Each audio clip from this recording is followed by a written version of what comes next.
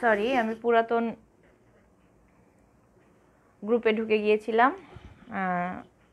তো ঠিক আছে, আমি আবার আলোচনা শুরু করি। আমি ঠিক আছে না নাহিদ? ওকে, থ্যাংক ইউ। তো আমি আবার আলোচনা শুরু করি। আমি হেনা রহমান, সহকারী অধ্যাপক ইতিহাস। আমি আজকে একাদশের দ্বিতীয় পত্রের একটা ক্লাস নেব। আজকে তোমাদের টপিক হচ্ছে বা অধ্যায় হচ্ছে নেপোলিয়ন বোনাপার্টের সংস্কার। তো নেপোলিয়ন বোনাপার্টের সংস্কার আলোচনা করার পূর্বে তিনি যে ক্ষমতায় অধিষ্ঠিত হয়েছেন তার আগ পর্যন্ত কিছু ঘটনা ঘটেছে, সেটার একটা সংক্ষিপ্ত চিত্র তোমাদের সামনে অতি সংক্ষেপে তুলে ধরব। খানিকটা সময় আমাদের নষ্ট হয়ে গেল, যাই হোক তোমরা ক্লাস শেষ হওয়া পর্যন্ত থাকবে অবশ্যই সঙ্গে। ফরাসি বিপ্লবের পর প্রথমে যারা ফ্রান্সের দায়িত্ব গ্রহণ করে সেটা হচ্ছে সংবিধান সভা। আর তাদের তারা শাসন ক্ষমতায় অধিষ্ঠিত ছিল মাত্র 2 বছর, 1789 সাল থেকে 1791 সাল পর্যন্ত। এরপর বিধানসভা 1791 সালের 1 অক্টোবর শাসনভার গ্রহণ করে এবং তাদের শাসনকাল মাত্র 1 বছর স্থায়ী ছিল। তারা 1792 সালের 20 সেপ্টেম্বর পর্যন্ত তাদের কার্যক্রম পরিচালনা করেছে। এরপর 1792 সালে ফ্রান্সের দায়িত্ব গ্রহণ করে কনভেনশন, জাতীয় কনভেনশন। আর এই জাতীয় কনভেনশনের শাসনকাল চলেছিল 1792 সাল থেকে 1795 সাল পর্যন্ত। এই 1792 থেকে 95 সালের মধ্যে ফ্রান্সে অনেক বড় বড় উল্লেখযোগ্য ঘটনা ঘটেছে। তার মধ্যে সবচেয়ে উল্লেখযোগ্য ঘটনা হচ্ছে ত্রাসের রাজত্ব। এবং সেই ত্রাসের রাজত্বের ভয়াবহতার পর এক পর্যায়ে সেই শাসন কনভেনশনের, জাতীয় কনভেনশনের যে শাসন ব্যবস্থা সেটা বিলুপ্ত করতে বাধ্য হয়। এবং সেটার বিলুপ্তির পর যে শাসন ব্যবস্থা কায়েম হলো সেটা হচ্ছে ডাইরেক্টরি শাসন ব্যবস্থা। এই ডাইরেক্টরি শাসন ব্যবস্থার শাসনকাল ছিল 1795 থেকে 1799 সাল পর্যন্ত। এই ডাইরেক্টরি শাসন ব্যবস্থার যখন শুরু করে তখন তারা বিপ্লবের 3য় সংবিধান প্রণয়ন করে। এর আগে যে শাসন আমলগুলো গেল, সংবিধান সভা, বিধানসভা, আবার জাতীয় কনভেনশন, এই সময়গুলোতেও আরও দুটো বিপ্লবের যে প্রথম এবং দ্বিতীয় সংবিধান প্রণীত হয়েছিল। তো পরে যখন ডাইরেক্টরি শাসন শুরু হলো তখন বিপ্লবের 3য় সংবিধান প্রণীত হয় এবং এই সংবিধান অনুযায়ী 5 জন ডাইরেক্টরের উপর শাসন ক্ষমতা ন্যস্ত ছিল। অর্থাৎ পুরো দেশ পরিচালনা করবে 5 জন ডাইরেক্টর মূলত। এই কারণে একে ডাইরেক্টরি শাসন বলা হতো। এই ডাইরেক্টরি শাসন যখন পরিচালিত হয় সেই সময়ে নেপোলিয়নের অবস্থাটা কী ছিল একটু জেনে নিই। নেপোলিয়ন তখন অস্ট্রিয়ার বিরুদ্ধে ইটালির অভিযানে নেতৃত্ব দেন এবং তার যুদ্ধ কৌশল, তার ক্ষিপ্রতা, তার দৃঢ় সংকল্পের দরুন 1797 সালে অস্ট্রিয়া পরাজিত হয় এবং ইটালিতে ফ্রান্সের আধিপত্য প্রতিষ্ঠিত হয়। এবং যেহেতু তিনি এই কৃতিত্বপূর্ণ কাজ করেছিলেন, তিনি যখন দেশে ফিরে আসেন এই কার্য সম্পন্ন করে, তখন তাকে বীরোচিত সংবর্ধনা দেয়া হয়। এছাড়া তার আরও একটা বৈশিষ্ট্য ছিল, বিশেষ বৈশিষ্ট্য, তা হচ্ছে ফ্রান্স কিন্তু চিরকাল ইংল্যান্ডের শত্রু। সেই ইংল্যান্ডকে নেপোলিয়ন অত্যন্ত ঘৃণা করতেন। ভারতবর্ষে ইংল্যান্ডের যোগাযোগ বন্ধ করে দেওয়ার জন্য এবং তাদের আর্থিক শক্তিকে দুর্বল করে দেওয়ার জন্য তিনি ইংল্যান্ডের বিরুদ্ধে, নেপোলিয়ন ইংল্যান্ডের বিরুদ্ধে যুদ্ধযাত্রা করেন 1798 সালে। আর সেই যুদ্ধের ক্ষেত্র ছিল মিশর। আমরা জানি তৎকালীন সময়ে সমগ্র পৃথিবীতে আধিপত্য বিস্তার করার জন্য ইউরোপের বেশ কয়েকটি দেশ প্রতিযোগিতায় লিপ্ত হয়েছিল। তাদের মধ্যে ইংল্যান্ড এবং ফ্রান্স ছিল অন্যতম, একে অপরের প্রতিদ্বন্দ্বী। তো এই কারণে তাদের মধ্যে প্রায়শই যুদ্ধ সংঘর্ষ লেগে থাকতো, প্রতিদ্বন্দ্বিতাও লেগে থাকতো। তো যাই হোক, এই মিশরের ছিল তাদের সেই যুদ্ধক্ষেত্র, যেটা নেপোলিয়ন পরিচালনা করেছিলেন 1798 সালে ইংল্যান্ডের বিরুদ্ধে। সেই যুদ্ধের ক্ষেত্র ছিল মিশর। এই যুদ্ধে যদিও নেপোলিয়ন কিছু সাফল্য লাভ করেছিলেন, কিন্তু এটা মনে রাখতে হবে যে ইংল্যান্ডের নৌশক্তি কিন্তু পৃথিবীর মধ্যে সবচেয়ে বেশি ছিল, যে কারণে নীল নদের যুদ্ধে ইংল্যান্ডের এই নৌশক্তির কাছে নেপোলিয়ন পর্যুদস্ত হয়ে ফ্রান্সে ফিরে আসেন। এবং দেশে ফিরে এসে তিনি কি দেখতে পেলেন একটা দুর্নীতিগ্রস্ত ও হতাশাগ্রস্ত ফ্রান্স। জনগণ ততদিনে ডাইরেক্টরি শাসনের বিরুদ্ধে অত্যন্ত বিক্ষুব্ধ হয়ে গিয়েছিল। ওই সময়ে আবার ইংল্যান্ড কি করছিল, ফ্রান্সের বিরুদ্ধে শক্তি জোট গঠনে লিপ্ত হয়ে গিয়েছিল, ফ্রান্সকে আক্রমণ করার জন্য বা ফ্রান্সকে দুর্বল করার জন্য বা তাদের বিরুদ্ধে সংঘর্ষ করার জন্য। এইরকম একটা ক্রান্তিকালীন সময়ে যখন কিনা ডাইরেক্টরি শাসনের উপর জনগণ বিক্ষুব্ধ হয়ে গিয়েছে, ওদিকে আবার ইংল্যান্ড প্রস্তুতি নিচ্ছে ফ্রান্সকে কিভাবে আরও পিছিয়ে দেওয়া যায় বা ফ্রান্সকে পরাজিত করা যায়, বা ইংল্যান্ড মনে করছে তাদের প্রায় সমসাময়িক শক্তিশালী, তাদের শক্তিকে খর্ব করা যায়, এই কারণে তারাও প্রস্তুতি নিচ্ছে। এইরকম একটা ক্রান্তিকালীন সময়ে এক সামরিক অভ্যুত্থানের মাধ্যমে ডাইরেক্টরি শাসনের অবসান ঘটিয়ে 1799 সালের 9 নভেম্বর নেপোলিয়ন ফ্রান্সের ক্ষমতা দখল করেন। আমরা তাহলে কি দেখতে পাচ্ছি, ফরাসি বিপ্লবের পরে অনেকভাবে শাসন কার্য পরিচালিত হচ্ছে, কিন্তু আমাদের এটা মনে রাখতে হবে যে এতদিন মানে ফরাসি বিপ্লবের আগে ফ্রান্সের শাসন ক্ষমতা কাদের হাতে ছিল, রাজার হাতে ছিল। সেই রাজাকে অপসারণ করে বিপ্লব ঘটিয়ে আমরা সেই বিপ্লবীরা নতুন নতুন শাসন ব্যবস্থা প্রণয়ন করার চেষ্টা করেছে, কিন্তু তাদের কিন্তু শাসন পরিচালনা করার অভিজ্ঞতা ছিল না, এটা মনে রাখতে হবে।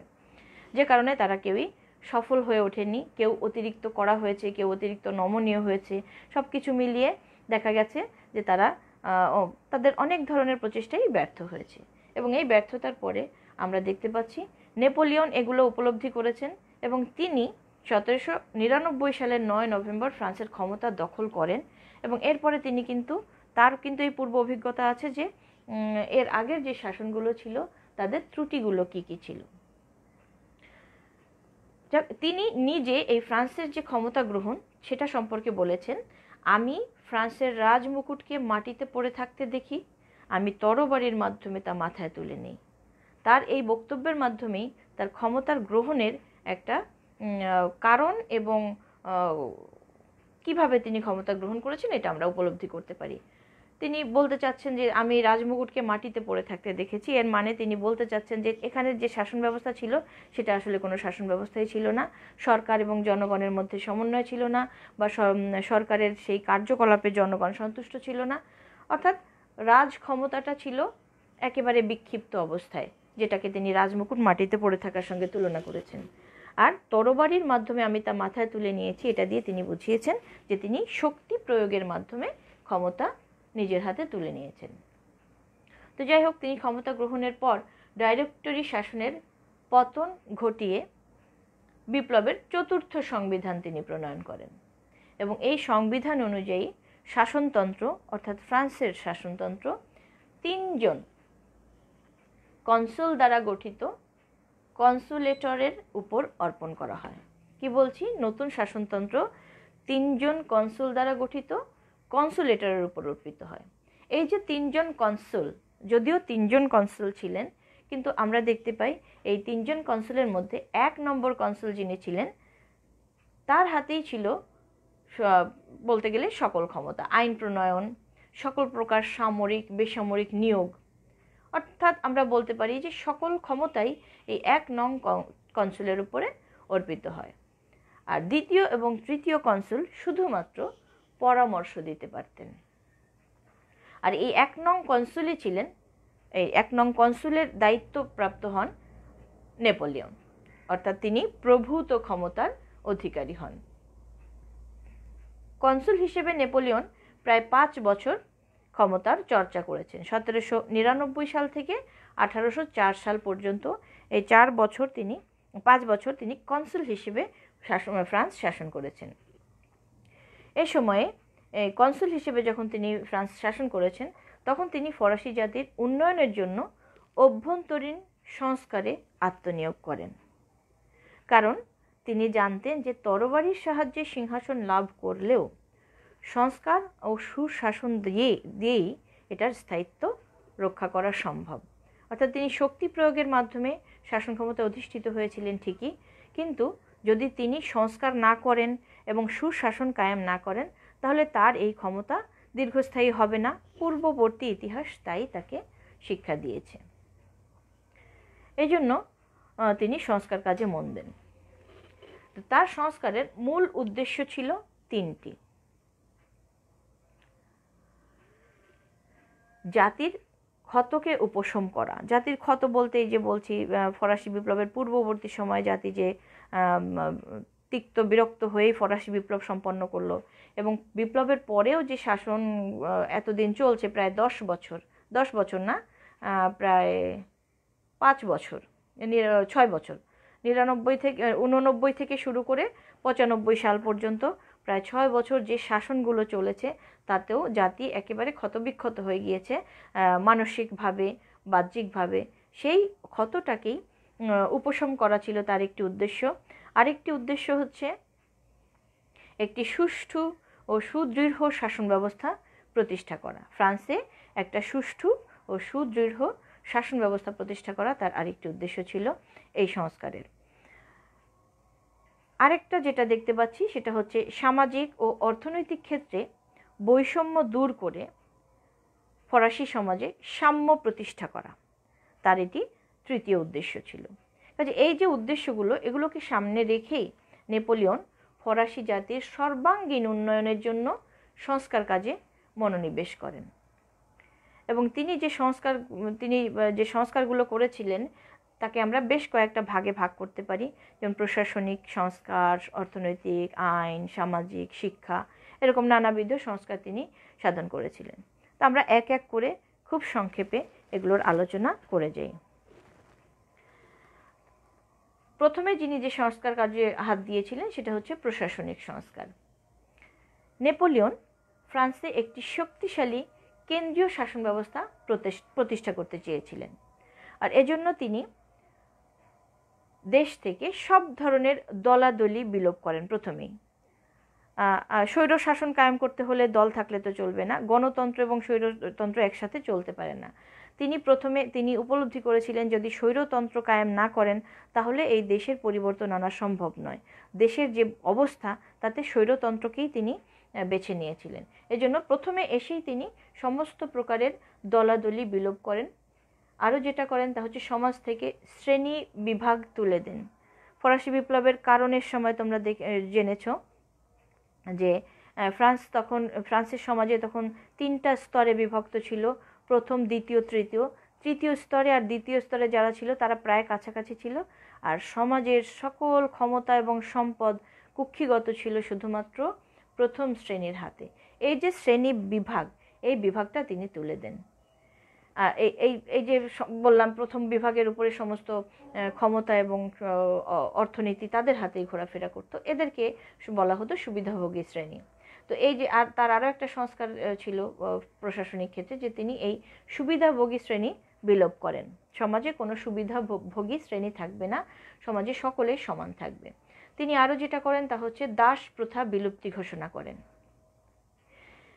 তিনি ফ্রান্সের আইনসভাকে 4 কক্ষ বিশিষ্ট করে ফ্রান্সে একটি শক্তিশালী কেন্দ্রীয় শাসন প্রতিষ্ঠা করেন। সকল প্রদেশে অর্থাৎ সমগ্র দেশে একই ধরনের শাসননীতি প্রবর্তনের লক্ষ্যে তিনি 4টি পদক্ষেপ গ্রহণ করেন। 1. জনগণ কর্তৃক সরকারি কর্মচারীগণের নির্বাচন করার আগের যে ব্যবস্থা, এটা তিনি বাতিল করেন। অর্থাৎ তার আগে ফ্রান্সে যে সরকারি কর্মচারী নিয়োগ হতো সেটা জনগণ কর্তৃক নির্বাচিত হতো ভোটের মাধ্যমে। তো সেই প্রথা তিনি বাতিল করে দেন। বাতিল করে যেটা করেন তা হচ্ছে প্রথমে কনসাল এবং পরে যখন সম্রাট পদের সৃষ্টি হয় তখন সম্রাট কর্তৃক এই মনোনয়ন করার বিধান তিনি চালু করেন। অর্থাৎ সরকারি কর্মচারী নিয়োগ করবেন সরকার নিজে, জনগণ নয়। দ্বিতীয়, দেশে আগে থেকেই 83টি ডিপার্টমেন্টে ভাগ করা ছিল, পুরো সমগ্র ফ্রান্স দেশটা 83টি ডিপার্টমেন্টে ভাগ করা ছিল। সেই ভাগটা তিনি রেখেছেন একই রকম, তবে তিনি এটাকে সুবিন্যস্ত করেন,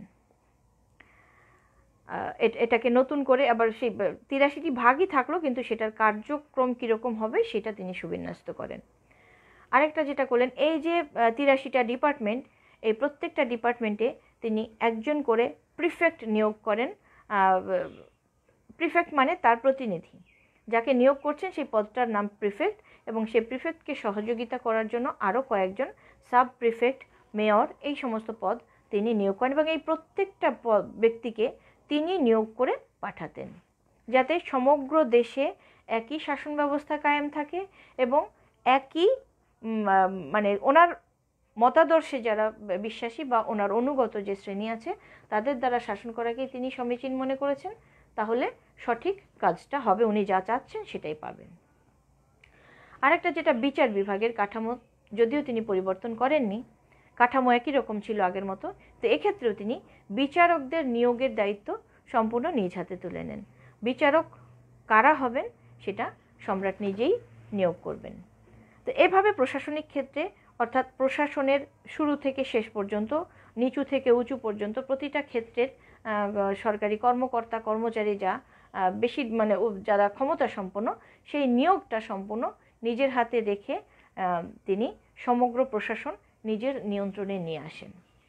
এরপরে চলো যাই একটু অর্থনৈতিক সংস্কারের দিকে। আমি জানি না ক্যামেরাটা কী অবস্থায় আছে, একটু ঘুরিয়ে দিই।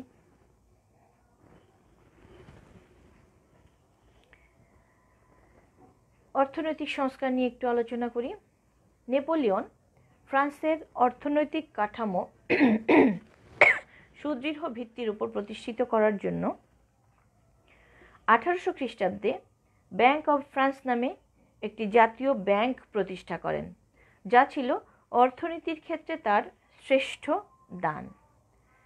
পরবর্তীতে দেখা যায় যে এই ব্যাংক প্রথা পৃথিবীর অন্যতম নিখুঁত একটা অর্থনৈতিক ব্যবস্থা হিসেবে সমাদৃত হয়েছিল, এখনো হচ্ছে। অর্থনীতি ব্যবস্থাকে গতিশীল করার জন্য তিনি বেশ কিছু উদ্যোগ নিয়েছিলেন। তা হচ্ছে বকেয়া, যে সমস্ত করগুলো বকেয়া ছিল সেই বকেয়া করগুলো আদায় করার ব্যবস্থা করেন, নতুন নতুন কর তিনি নির্ধারণ করেন, এবং বিজিত যে রাজ্যগুলো ছিল সেখানেও তিনি নতুন কর আরোপ করেন। এভাবে তিনি ফ্রান্সের অর্থনীতিকে চাঙ্গা করে তোলেন। এভাবে অন্যান্য সব দিকের আয় বাড়িয়ে তিনি কৃষকদের কর হ্রাস করেন। এছাড়াও বেকার সমস্যা সমাধানের জন্য তিনি উদ্যোগ নেন। তিনি জাতীয় পরিকল্পনা গ্রহণ করেন এবং তার মাধ্যমে বেকার যে শ্রেণী ছিল তাদের কর্মসংস্থানের ব্যবস্থা তিনি করেন। এভাবে তিনি অর্থনৈতিক সংস্কার সাধন করেন, দেশের উন্নতি করেন, দেশের অর্থনীতিকে আগের যে স্থবির অবস্থা হয়ে গিয়েছিল তার থেকে তিনি চাঙ্গা করে তোলেন। এরপরে চলো যাই একটু আইন সংস্কারের দিকে। নেপোলিয়নের সত্যিকার অর্থে নেপোলিয়নের যে সংস্কার কাজগুলো তিনি করেছেন তার মধ্যে সবচেয়ে বিখ্যাত এবং গুরুত্বপূর্ণ সংস্কার তিনি করেছিলেন আইনের ক্ষেত্রে, যা নেপোলিয়ন কোড নামে আমাদের কাছে পরিচিত। দেশের জন্য সঠিক আইন প্রণয়নের উদ্দেশ্যে বিশিষ্ট আইনজ্ঞ ব্যক্তিদের নিয়ে তিনি একটি কমিটি গঠন করেন প্রথমে, এবং সেই কমিটির সুপারিশক্রমে নেপোলিয়ন যে নতুন আইন চালু করেন তাই কোড নেপোলিয়ন নামে আমাদের কাছে পরিচিত বা খ্যাত। এই কোড নেপোলিয়ন 3টি অংশে বিভক্ত ছিল। এই কোড নেপোলিয়ন 3টি অংশে বিভক্ত ছিল, দিওয়ানি কোড, ফৌজদারি কোড এবং বাণিজ্য কোড, এই 3টা অংশে বিভক্ত ছিল। এবং তার এই যে আইন আমরা দেখতে পাই যে তিনি সেই আইনের যে ধারা ছিল প্রায় 2287টি, অর্থাৎ 2287টি ধারা তার এই নেপোলিয়ন কোডের মধ্যে সন্নিবেশিত হয়েছিল। তো তো যেহেতু বললাম যে 3টি অংশে বিভক্ত ছিল, এই 3টি অংশে ছোট্ট ছোট্ট করে একটু তোমাদেরকে সামনে তুলে ধরি। যে দেওয়ানি কোড, যেটাকে নেপোলিয়ন নিজেও অত্যন্ত গুরুত্ব সহকারে বলেছেন যে তার সংস্কার কাজের মধ্যে সবচেয়ে বড় অবদান ছিল তার। তিনি শুধু সংস্কারের কথা বলেননি, তিনি তার সমগ্র শাসন আমলের কথা বলেছেন বা তার সমগ্র জীবনের কথা বলেছেন। যে দিওয়ানি যে বিধি তিনি প্রণয়ন করেছেন, এটাই তার জীবনের সবচেয়ে শ্রেষ্ঠ কীর্তি। তো সেই আইনের আওতায় যেগুলো ছিল তার মধ্যে সংক্ষিপ্ত ছোট্ট ছোট্ট দুই একটা তোমাদেরকে বলি। একটা হচ্ছে আইনের কাছে সকলের সমান অধিকার তিনি প্রতিষ্ঠিত করেন।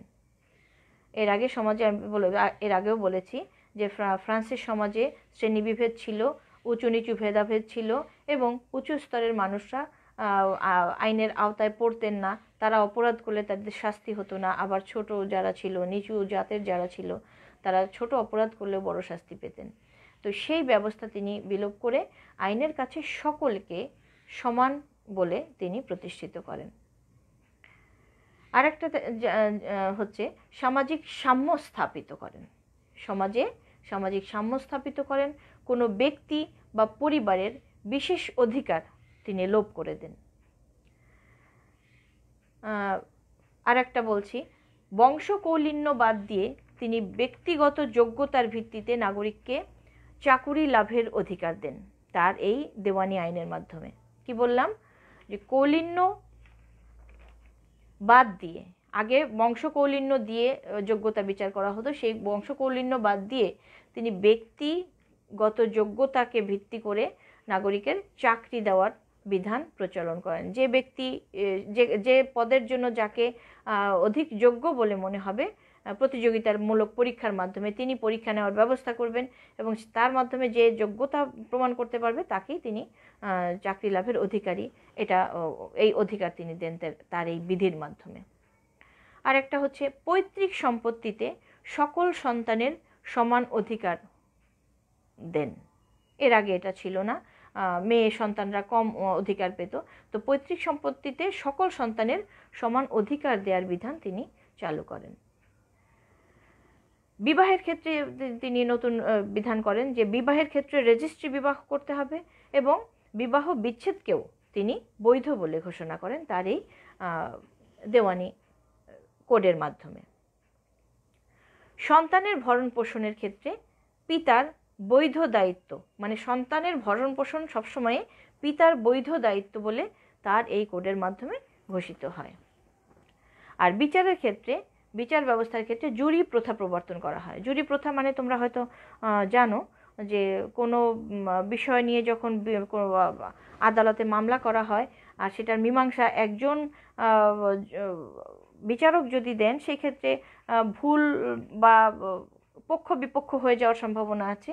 সেইগুলো এড়ানোর জন্য তিনি জুরি প্রথার ব্যবস্থা করেন, যেখানে ততোধিক বিচারক থাকবেন এবং অধিকাংশ বিচারক যে পক্ষে রায় দিবেন সেটাই হবে রায়, বা সেভাবে তিনি সুবিচারের ব্যবস্থা করেছিলেন।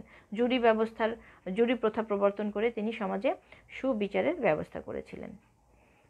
আরেকটা বিশেষ পরিবর্তন আমরা দেখতে পাই যে রাজনৈতিক অপরাধীদেরকে সাধারণ অপরাধীদের সঙ্গে তিনি একীভূত না করে বরং তাদেরকে স্বতন্ত্র মর্যাদা দেওয়া হয়। অর্থাৎ রাজনৈতিক অপরাধীদেরকে স্বতন্ত্র একটা মর্যাদা দেওয়া হয় যে তারা অন্যান্য সাধারণ অপরাধীদের সঙ্গে একীভূত হবে না এবং তাদেরকে সেভাবেও শাস্তি দেওয়া যাবে না। তারা রাজনৈতিক অপরাধী, তাদেরকে সেই মর্যাদাতেই আলাদা একটা জায়গা দেওয়া হয়। এভাবে তিনি দেওয়ানি বিধি, যেহেতু 2287টা ধারা ছিল, অনেক ধারা আরও সম্বলিত হয়েছিল, আমি উল্লেখযোগ্য কয়েকটা তোমাদেরকে বললাম। এবার চলো একটু ফৌজদারি ক্ষেত্রে কি ভাবে দণ্ড হতো সেটা নিয়ে একটু আলোচনা করি খুবই সংক্ষেপে। এই আইনে তার নেপোলিয়নের আইন অনুযায়ী কারাদণ্ড, মানে বিচারের রায় অনুযায়ী অপরাধের মাত্রা অনুযায়ী কারাদণ্ড, জরিমানা, যাবজ্জীবন বা সম্পত্তি বাজেয়াপ্ত, এই ধরনের শাস্তির বিধান রাখা হয়। তবে যেটা পরিবর্তন ছিল বিশেষ রকমের, সেটা হচ্ছে বিনা বিচারে কাউকে শাস্তি দেয়া হবে না। অর্থাৎ নেপোলিয়নের কোড অনুযায়ী ফৌজদারি বিচারের ক্ষেত্রে এর আগে দেখা গেছে বিনা বিচারেও আটক রাখা হতো, শাস্তি দেওয়া হতো, কিন্তু নেপোলিয়নের কোড অনুযায়ী বিনা বিচারে কাউকে শাস্তি দেওয়া যাবে না এই বিধান করা হয়। কোনো অপরাধীর অপরাধ প্রমাণ না হওয়া পর্যন্ত তাকে শাস্তি দেওয়া যাবে না। বিচারের মাধ্যমে তার অপরাধ প্রমাণিত হবে, তাহলেই তাকে শাস্তি দেওয়া যাবে, আর অপরাধ প্রমাণিত না হলে তাকে শাস্তি দেওয়া যাবে না। এই বিধান ফৌজদারি কোডে করা হয় নেপোলিয়নের। এরপরে চলো বাণিজ্য কোড একটু দেখি, সামান্য একটু। বাণিজ্যিক সকল কার্যক্রম পরিচালনার জন্য আইন বিধিবদ্ধ করা হয়। ধরো ব্যবসা বাণিজ্য কোনো যৌথ প্রতিষ্ঠান হতে পারে, একক প্রতিষ্ঠান হতে পারে, একক ব্যক্তির প্রতিষ্ঠান হতে পারে, যেভাবেই বাণিজ্য করা হোক না কেন, সেই বাণিজ্য পরিচালনা করার জন্য তিনি যে আইন প্রণয়ন করেছেন সেই আইন অনুযায়ী বাণিজ্য কার্যক্রম পরিচালনা করতে হবে। অর্থাৎ বাণিজ্যের সকল কার্যকলাপ, অর্থনৈতিক লেনদেন, ব্যবসা বাণিজ্য সব কিছু তার এই বিধিবদ্ধ আইন অনুযায়ী এখন থেকে করার বিধান তিনি প্রচলন করেন। এরপরে চলো যাই একটু সামাজিক সংস্কারের দিকে। সামাজিক সংস্কার, নেপোলিয়ন ফরাসি সমাজকে প্রগতিশীল ও শোষণ মুক্ত করেছিলেন তার এই সংস্কারের মাধ্যমে।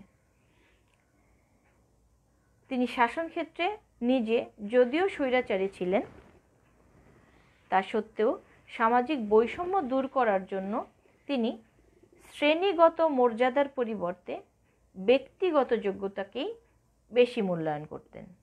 আবার বলি যে তিনি নিজে স্বেচ্ছাচারী শাসক ছিলেন, কারণটা তোমাদের আগেই ব্যাখ্যা করেছি যে তৎকালীন ফ্রান্সের যে অবস্থা ছিল তাতে যদি তিনি স্বৈর শাসন কায়েম না করতেন তাহলে ফ্রান্সের সেই অবস্থা থেকে এতটা উন্নতি করা সম্ভব হতো না। আর এই জন্যই তিনি স্বৈর শাসন কায়েম করেছিলেন ফ্রান্সের ভালোর জন্যই। তো যদিও তিনি স্বৈর শাসন কায়েম করেছিলেন, কিন্তু সামাজিক বৈষম্য দূর করার জন্য তিনি আবার শ্রেণীগত যে মর্যাদা সেটাকে ক্ষুণ্ণ করেন, তার পরিবর্তে ব্যক্তিগত যোগ্যতাকে তিনি বেশি মূল্যায়ন করতেন। আর এর প্রমাণস্বরূপ আমরা যেটা দেখতে পাই তা হচ্ছে তিনি এই যে ব্যক্তিগতভাবে কোনো ব্যক্তি সেবা দান করা বা ব্যক্তিগত যোগ্যতার পুরস্কার স্বরূপ তিনি একটি সম্মানসূচক খেতাব দেওয়ার বিধান করেছিলেন। সম্মানসূচক খেতাব দেওয়ার বিধান তিনি করেছিলেন ব্যক্তিগত সেবা এবং যোগ্যতার ক্ষেত্রে। যেই খেতাবটার নাম ছিল দ্য লিজিয়ন অব অনার, এইটার তিনি চালু করেছিলেন। আর ফ্রান্সের সমাজে এই যে তিনি যে ব্যক্তিগত উদ্যোগের এই যে সম্মানসূচক খেতাব দান করেছিলেন, এটার মাধ্যমে তিনি তার যে উদারতা এটাই প্রকাশ করেছিলেন, এবং তিনি যে শ্রেণী বৈষম্য দূর করতে চেয়েছিলেন সেটারও প্রমাণ তিনি এটার মাধ্যমে দিতে পেরেছেন আমাদেরকে।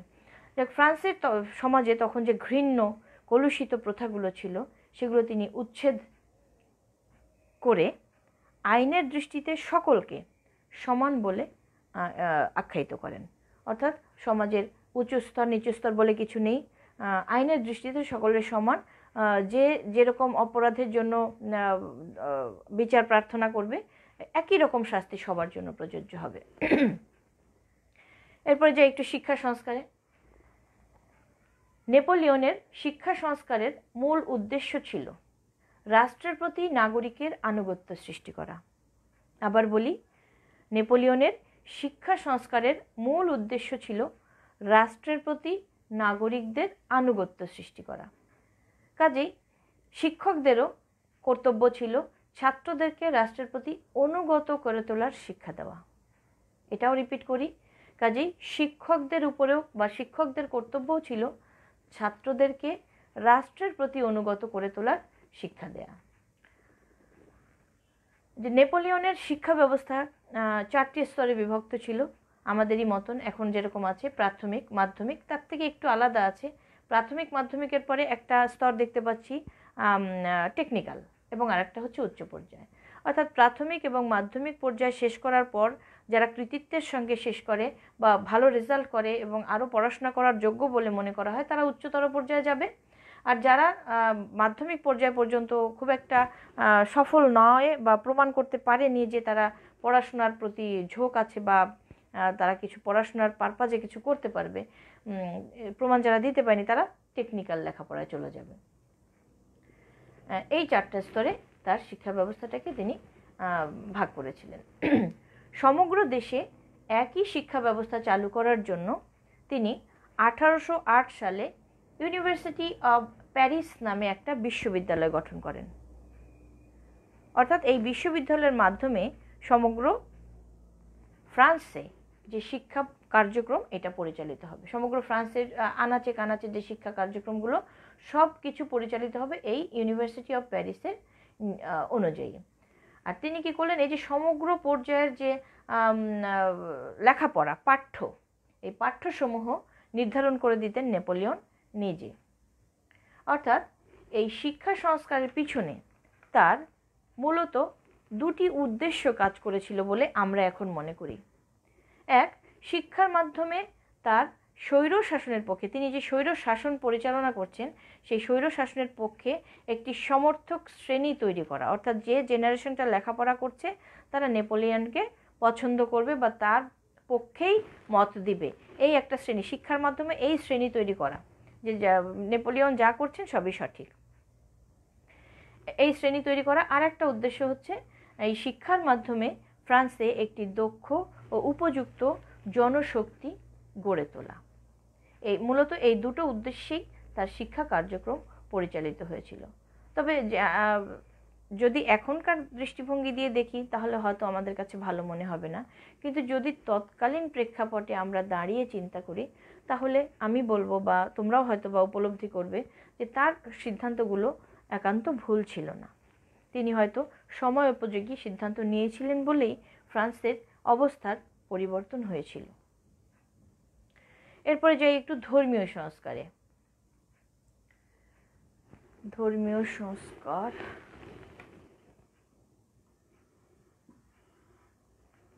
জানি না তোমরা দেখতে পাচ্ছ কিনা,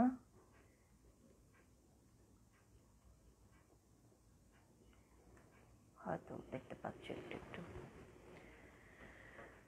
নেপোলিয়ন ধর্মীয় ক্ষেত্রে প্রোটেস্ট্যান্ট ধর্মের বিলোপ করান এবং সেই ক্ষেত্রে ক্যাথলিক ধর্মের পৃষ্ঠপোষকতা করেন। আমরা জানি ইউরোপে যে খ্রিস্টান ধর্মের দুটো ধারা প্রবাহিত হয়েছিল, একটা প্রোটেস্ট্যান্ট আর একটা হচ্ছে ক্যাথলিক।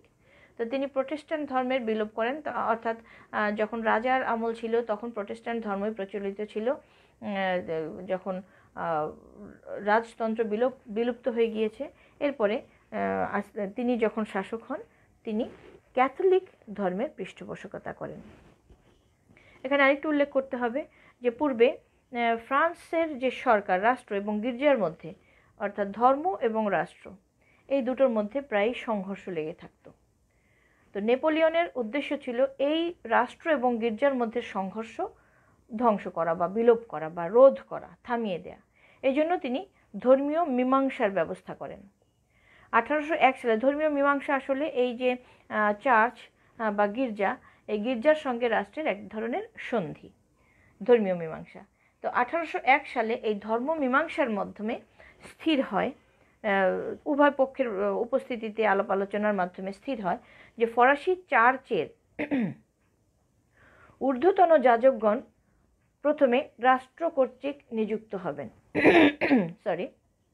রাষ্ট্র কর্তৃক মানে নেপোলিয়ন কর্তৃক। ফরাসি চার্চের ঊর্ধ্বতন যাজকগণ প্রথমে রাষ্ট্র কর্তৃক নিযুক্ত হবেন এবং পরে পোপ কর্তৃক এই নিয়োগ অনুমোদিত হবে। অর্থাৎ নিয়োগ করবেন নেপোলিয়ন আর তাকে অনুমোদন দেবেন কে? পোপ। এটা গেল উচ্চ পর্যায়ে, ঊর্ধ্বতন যে যাজক তাদের কথা বলা হচ্ছে। আর নিম্ন স্তরের যে যাজক, অর্থাৎ আঞ্চলিক যাজক যারা, তাদের নিয়োগ দেবে কে? বিশপগণ।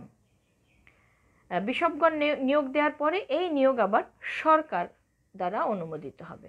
অর্থাৎ তাদের কিছু ক্ষমতা দেওয়া হলো, নিজের কাছে কিছু ক্ষমতা, উচ্চ পর্যায়ের ক্ষমতাটা নিজের হাতে রেখে নিম্ন পর্যায়ের কিছু ক্ষমতা বিশপদের হাতে বা ধর্মযাজকদের হাতে দিয়ে তিনি তাদেরকে নিজের নিয়ন্ত্রণে নিয়ে আসেন।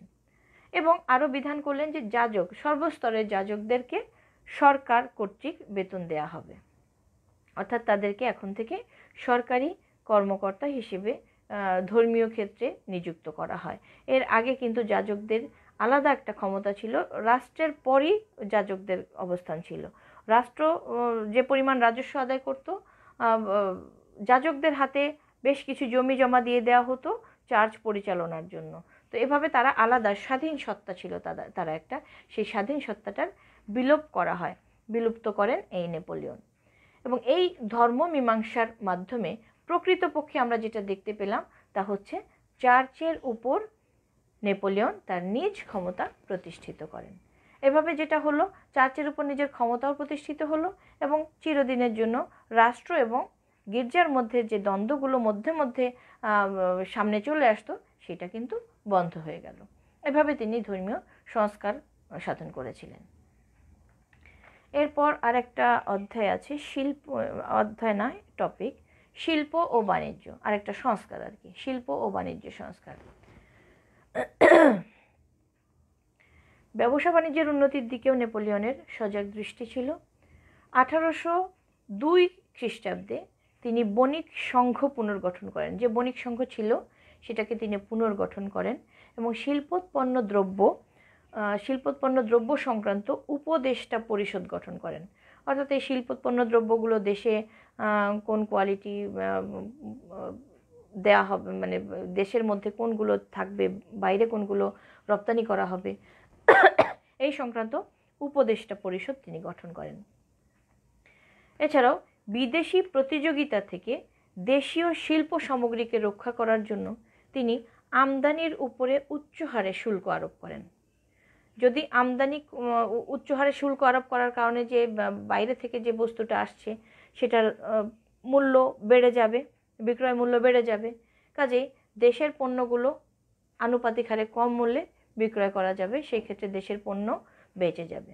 এই উদ্দেশ্যে তিনি আমদানির উপরে উচ্চ হারে শুল্ক আরোপ করেন, যাতে আমদানি কমে যায়, দেশি পণ্যের উপরে উদ্যোক্তারা বেশি ঝোঁক থাকে আর কি উদ্যোক্তাদের। ইংল্যান্ডে যখন শিল্প বিপ্লব হয়েছিল, সেই শিল্প বিপ্লবের দরুন ইংল্যান্ডে অনেক নতুন নতুন যন্ত্রপাতি আবিষ্কৃত হয়েছিল। এই যে যন্ত্রপাতিগুলো আবিষ্কৃত হয়েছিল তার অনেক যন্ত্রপাতি ফ্রান্সে তিনি প্রচলন ঘটান, যাতে নিজের দেশেও সেই পণ্য সামগ্রীগুলো উৎপন্ন করা সম্ভব হয়। ব্যবসা এবং কারখানা সংক্রান্ত আইন তিনি প্রণয়ন করেন। এছাড়াও ব্যবসা বাণিজ্যের সুবিধার জন্য তিনি প্রচুর নতুন নতুন রাস্তাঘাট তৈরি করেন এবং পুরাতন অনেক রাস্তাঘাটের সংস্কার সাধন করেন।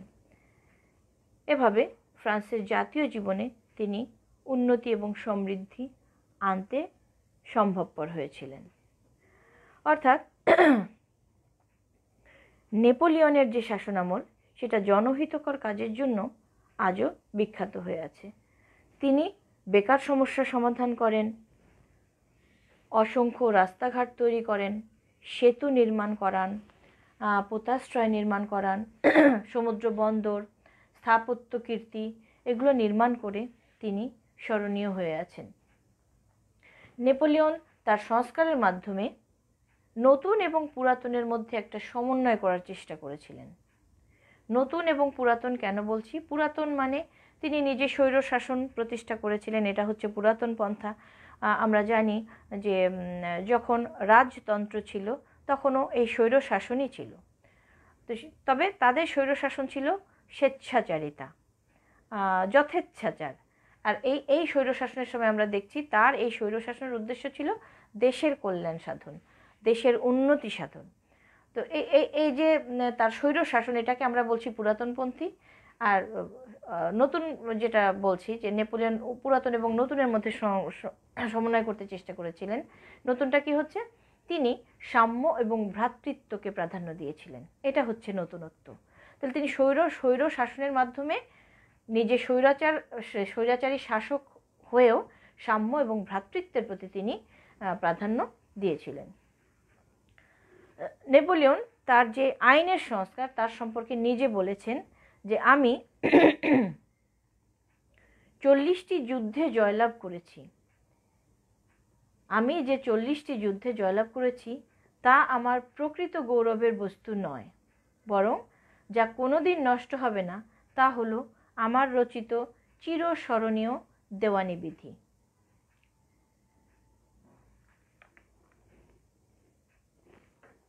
কাজে আমরা এই যে এতক্ষণ যাবৎ যে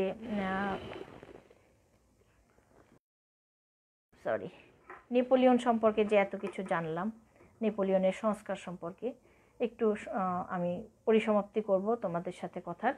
যে এই যে নেপোলিয়ন সত্যি অনেক যুদ্ধ করেছেন, নেপোলিয়নকে আমরা একজন সফল বিজেতা হিসেবেও বিভিন্ন সময় পেয়েছি। তা সত্ত্বেও তিনি যে অন্তর্বর্তী যে সংস্কারগুলো করেছিলেন সেটা আসলেই আজও অম্লান হয়ে আছে। তার প্রবর্তিত এই যে ব্যাংক পদ্ধতি, সেটা পৃথিবীর সমস্ত দেশ এখন গ্রহণ করেছে। তারপরে আমরা দেখতে পাই তিনি যে আইনের ক্ষেত্রে, দিওয়ানি আইনের ক্ষেত্রে তিনি যে সংস্কারগুলো করেছিলেন সেটাও পৃথিবীর বিভিন্ন দেশ তাদের আইনে বিধিবদ্ধ করেছে। তিনি যদিও শিক্ষা সংস্কারের ক্ষেত্রে তিনি তার কিছু রেস্ট্রিকশন ছিল, যে তিনি যেটা পড়তে বলবেন সেটাই পড়তে হবে, তারপরে ওটাও আমি বলবো যুগ উপযোগী ছিল। তিনি তৎকালীন সময়ে যে কঠিন অবস্থা ছিল সেই সময় যদি একটা দক্ষ জনশক্তি গড়ে তোলার জন্য যদি তিনি উদ্যোগ নিয়ে থাকেন এবং তার পক্ষে একটা জনগোষ্ঠী শ্রেণী বা তার পক্ষে সমর্থক একটা শ্রেণী যদি তিনি তৈরি করার চেষ্টা করে থাকেন, আমি বলবো সেটা তার স্থায়িত্বের জন্য হয়তো তিনি চেয়েছিলেন। তিনি যদি দীর্ঘস্থায়ী হতে পারেন তাহলে তিনি দীর্ঘদিন একটু সময় পেলে ফ্রান্সের প্রভূত উন্নতি সাধন করাতে পারবেন, হয়তো এটাই তার উদ্দেশ্য ছিল। এই সময় আরও আমরা দেখতে পাই ধর্মীয় ক্ষেত্রে যে দ্বন্দ্ব দীর্ঘ শত শত বছর যাবৎ ফ্রান্সের রাষ্ট্র এবং চার্চের মধ্যে যে দ্বন্দ্বগুলো ছিল সেটাও তিনি অবসান করাতে সম্ভবপর হয়েছিলেন। শিল্প এবং বাণিজ্যের ক্ষেত্রে আইন বিধিবদ্ধ না থাকায় অনেক সমস্যা সৃষ্টি হতো, সেটাও তিনি আইনের মাধ্যমে এনে সংস্কার সাধন করার তিনি তার এই সংস্কারের মাধ্যমে এনেছিলেন। তার এই সংস্কারের মাধ্যমে যে আইন বিধিবদ্ধ করে তিনি বাণিজ্যের ক্ষেত্রেও ফ্রান্সের উন্নতি ঘটাতে সম্ভবপর হয়েছিলেন। এই সবই ছিল তার কৃতিত্ব এবং এগুলো তার এই সংস্কার কার্যাবলীর জন্যই তিনি তার এই যে বিজয় অভিযান তার থেকেও আমাদের কাছে সমধিক পরিচিতি লাভ করেছেন। তো ঠিক আছে, হয়তো তোমাদের প্রশ্ন তো সরাসরি আসে না, কিন্তু যদি তোমাদের কোনো স্টেম এভাবে দেওয়া থাকে, উদ্দীপক এভাবে দেওয়া থাকে যেটা নেপোলিয়নের সংস্কার সম্পর্কে আলোচনা করতে বলছে, বা বিশেষ করে আইন সংস্কার নিয়ে আলোচনা করতে বলছে, বা যদি তার সমগ্র সংস্কার নিয়ে আলোচনা করতে বলে, যদি সমগ্র সংস্কার নিয়ে আলোচনা করার ইঙ্গিত থাকে, সেক্ষেত্রে তোমাদেরকে আরও সংক্ষেপে খুব ছোট করে প্রশাসনিক, অর্থনৈতিক, ধর্মীয় এই সংস্কারগুলো উল্লেখ করে করে সংক্ষেপে আলোচনা করতে হবে। তো আজকে এ পর্যন্তই। ভালো থেকো। আজান দিয়ে দিয়েছে। আমার প্রথমে ভুল একটা আইডিতে ঢুকেছিলাম, অর্থাৎ তোমাদের পুরাতন আইডিতে ঢুকে গিয়েছিলাম, এই জন্য একটু সময় বেশি লেগেছে। এই জন্য আমার এই ভুলের জন্য তোমাদের কাছে আসলে দুঃখ প্রকাশ করছি। তো তোমরা ভালো থেকো, সবাই বাসায় থেকো আর লেখাপড়া করো। তোমাদের পূর্ববর্তী ব্যাচ খুব অসুবিধায় আছে, তোমাদের সময় আশা করি সেরকম কোনো সমস্যা থাকবে না, তোমরা উপযুক্ত সময়েই পরীক্ষা দিতে পারবে। আর সেটা যদি বলি তাহলে তোমাদের জন্য কিন্তু খুব বেশি সময় নেই, কয়েক মাস আছে। কাজেই অবহেলা করে সময় নষ্ট করো না, পড়াশোনা করো। ঘরেই যেহেতু থাকছো, পড়াশোনাকেই বেশি সময় দাও। বাইরে যেতে হচ্ছে না, কলেজে গিয়ে ক্লাস করতে হচ্ছে না, যাওয়া আসার সময়টা বেঁচে যাচ্ছে, বাসায় বসে ক্লাস করতে পারছো, তাহলে তো পড়াশোনার প্রচুর সময়। এই সময়টাকে তোমরা সদ্ব্যবহার করো।